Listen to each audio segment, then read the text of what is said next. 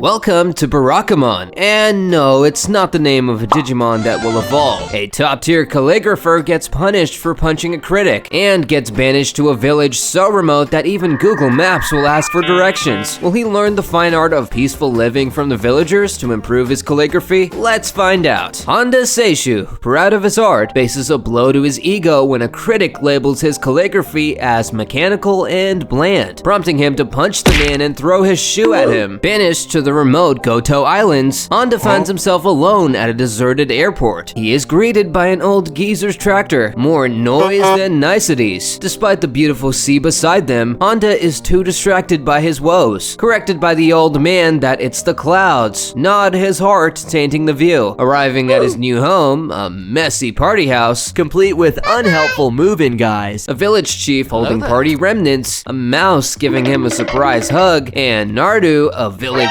rascal, popping out from under the sink. Handa's not here to join a boy band, despite being dubbed a Junon boy by Nardu, which only fuels his frustration. Trying to rediscover his calligraphy zen, Handa battles interruptions from Nardu, who's as persistent as she is curious. Each attempt to work or relax ends with Nardu's surprising re-entries, until her simple comparison of his work to her teacher's hits too close to his gut. After a brief storm out, Handa regrets his outburst, realizing he's yet to master his temper. Trying to unwind with a song, Handa is embarrassed when Nardu reappears. She offers her calligraphy attempt and apologizes, sparking the start of their quirky friendship. Teasing that she could mimic his textbook calligraphy, Nardu provokes Handa into tossing her into the sea, where she shows him how to use his shirt as a floaty, teaching him to never underestimate a village kid. Later, despite cloudy skies, Nardu convinces Handa to climb a dam to catch a sunset. Atop, they witness a breathtaking sight, pushing Handa to appreciate breaking conventional barriers. Back home, village life doesn't slow down. Handa meets Nardu's tearful friend, Hina, whose emotional outbursts leave him baffled. Before Handa can adjust to the chaos, he's butt-stabbed by Kenta, a cheeky village kid, causing Handa to clutch at his escaping soul. Despite a scolding from the vice principal, Kenta calls him an old geezer. The villagers enthusiastically rally to help Handa settle in, and he's able to finish a satisfactory piece. A heart-to-heart call with his friend Kawafuji reaffirms the wisdom behind his father's decision to send him to the island, prompting a promise to apologize to the director and send his latest work. Meanwhile, Hiroshi, the village chief's son, is lauded for his consistent B's, a mark of normalcy, his parents say. When Hiroshi is tasked to deliver noodles to Handa, he suggests it's time for Handa to learn to cook, earning an elbow smash from his dismayed mother, who finds new meaning in cooking for Handa. Sleep-deprived and grappling with artistic dissatisfaction, but determined to defy his critic, Handa's home is further invaded by Nardu and her friends, Miwa and Tama. Miwa claims the house as their former hangout and redecorates, while Tama's loser doodle stirs a competitive streak in Handa. His demonstration of calligraphy skills turns him into their unwitting summer tutor, a role that boosts his ego, but soon leaves him regretting his boastfulness. Later, Handa's work is interrupted when Nardu returns with Hina. Overwhelmed, he gives them art supplies. But chaos erupts when Nardu tries to swat a mosquito and slaps Handa.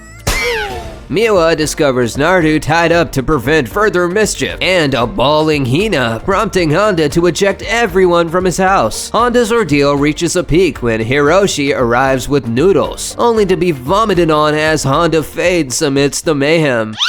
Touched by Nardu's recount of Handa's dedication, Hiroshi gains a new perspective on effort and tearfully vows one more meal delivery. Days later, overwork lands Handa in the hospital with heat stroke. As Handa lies bedridden, Miwa and Tama panic over an almost empty IV bag, convinced it might melt his brain, until a nurse reassures them. Meanwhile, Nardu, spooked by ghost stories, hides under the bed, making an already apprehensive Handa tread the lonely night ahead even even more. Hiroshi, trying to prevent another overwork episode, brings Handa his belongings, but intentionally leaves out the calligraphy set. That evening, an old man in the corridor asks about Honda's health, leading to a realization of how much his friends care when the man points out their serious concern. Energized by this interaction, Handa stands on his bed, prompting a startled nurse to rebuke him as he faints. After a night with a suppository for his fever, Handa feels better and prepares to leave as Naruto and the village chief's family come to fetch him. The nurse, keeping her distance, hands him a strict prescription. Handa inquires about the old man, only to learn he was supposedly the only patient that night, leading Handa to faint in shock, believing he might have seen a ghost.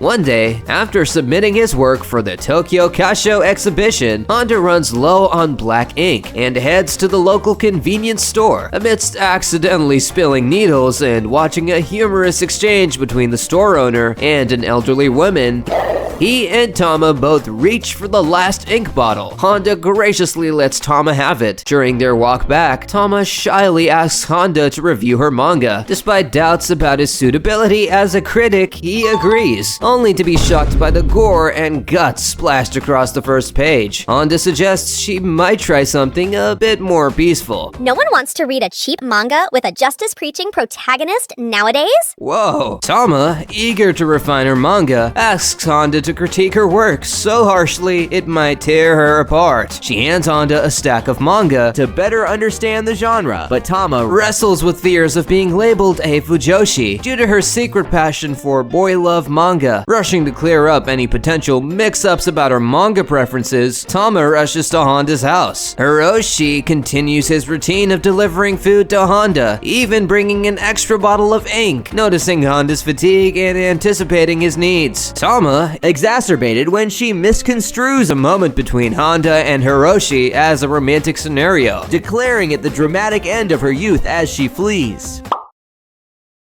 After placing second in the Tokyo Kasho exhibition, falling behind a young 18-year-old, Honda's spirits plummet, leaving the three scrambling to cheer him up. Amidst the gloom, Handa blames the village for his creative slump, sparking a rift with Miwa. However, Tama suggests that Naruto's cheer might just be the cure. Reluctantly, Handa joins Naruto outside, finding the village gathered for a mochi-grabbing competition aboard the ship Kenmaru, named in honor of Kenta, where his attempt to impress with his mochi-catching skills ends with the treats in the sea and a swift smack from his dad, a treat rescue mission by his mom. Handa, feeling out of his depth against the mochi-grabbing pros, ends the day without a single mochi, but gains wisdom from Yasuba about waiting for opportunities rather than striving too hard.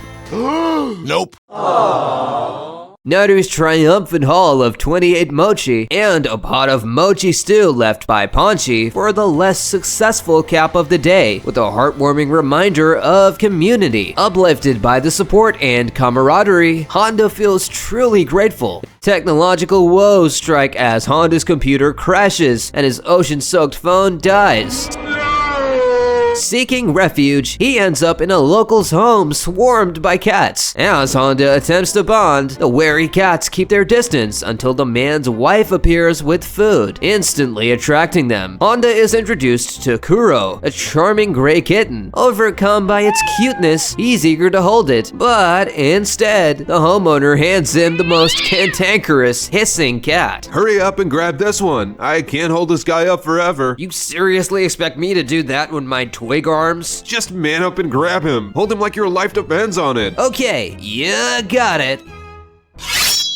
Yeah, he got his face scratched. This reveals Honda's allergy as he sneezes and scratches his way to the convenience store for an important phone call. There, Handa faces the challenge of an old-fashioned rotary phone under the giggling supervision of Naruto, Hina, and Aki. His call to Kawafuji shifts from requesting a new computer to ordering art supplies for an upcoming exhibition. His spirited farewell on the call, complete with dramatic flair, leaves Naruto and Hina laughing and has Aki wondering wondering if Handa might have had a touch of the 8th grade syndrome in his younger days. Pleased by the low cost of the calls, Handa treats Naru, Hina, and Aki to chewing gum, but ends up worrying for Naru and Hina for getting gum all over themselves, which amuses Aki and softens his initial view of Handa as just a stuck-up calligrapher. During a walk for inspiration, Handa stumbles upon a crate of seaweed and accidentally meets a scuba diving man who recognizes him as the new calligrapher in the village. Quickly, Handa is recruited to paint a ship's name at the docks. Expecting Miwa Maru, he's corrected by Miwa, who refuses her name's use and presents Yui Gadoko-san Maru, meaning I am my own man, as the chosen name. Under pressure for a hand-painted look, despite his lack of experience with such surfaces, Handa's suggestion of a stencil or hiring a professional is dismissed, leading to tension. Miwa eventually pulls her protesting father away, leaving Handa to practice on wooden boards. Meanwhile, Naru and Kenta, getting paint on their hands, melodramatically fear their hands will melt off. As Handa nervously starts on the hull, the kids slap paint handprints all over the ship. Taking control, Handa directs the kids with duties, turning the chaotic scene into a joyful collaboration.